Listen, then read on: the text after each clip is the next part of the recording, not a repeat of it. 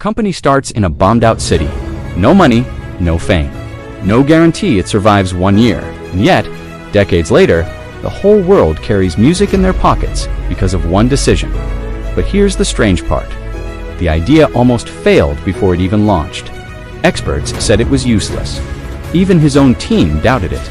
So why did he risk everything anyway? And how did a quiet physics graduate from Japan end up changing the way billions of people live, listen, and dream? Stay with me, because this story isn't really about business. It's about belief. By the end of this story, you'll understand something most people discover too late. Success isn't loud. It doesn't start with confidence.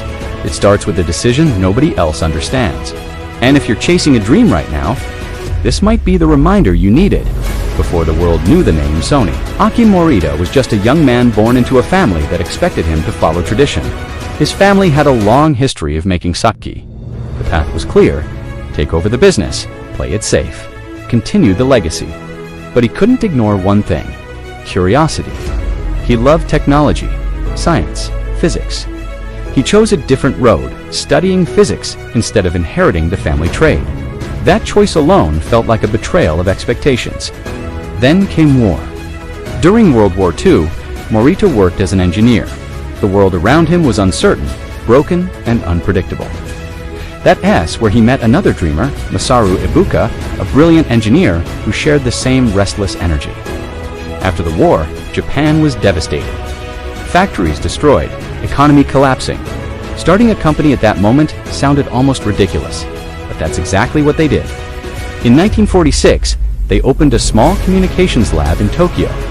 Tiny office, limited equipment, big ideas. Their early products weren't glamorous. Some failed, some barely sold. Imagine pouring your heart into something, only for nobody to care. Many people would stop. Morita didn't. The real shift didn't happen when money arrived. It happened when perspective changed. Morita realized something powerful. If they only copied what others were doing, they would stay small forever. He wanted something bigger, not just technology, a global brand. That's why the company changed its name. Something short, simple, easy to say in any language. Sony. This was bold. At the time, Japanese companies rarely thought globally, but Morita believed the world itself was the market. He even moved to the United States for a while just to understand how people thought and lived. Think about that. Instead of forcing his ideas onto people, he studied people first. That mindset became his superpower.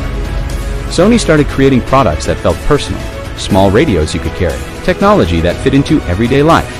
But progress wasn't linear. There were mistakes. There were products that didn't win. Moments where competitors moved faster, and still, Morita kept asking one question: how does this improve people's lives? Then came an idea that sounded almost silly. A music player that couldn't record. No recording function, just listening. Many inside the company said it would fail. Why would anyone buy a device that only plays music? But Morita saw something others didn't. People didn't want complexity. They wanted freedom. He pushed forward. That product became the Walkman, and it changed personal music forever. Suddenly, music wasn't locked to a room. You could walk, travel, dream, alone with your soundtrack. And the world responded. The Walkman exploded in popularity. What once sounded like a bad idea became a global cultural shift.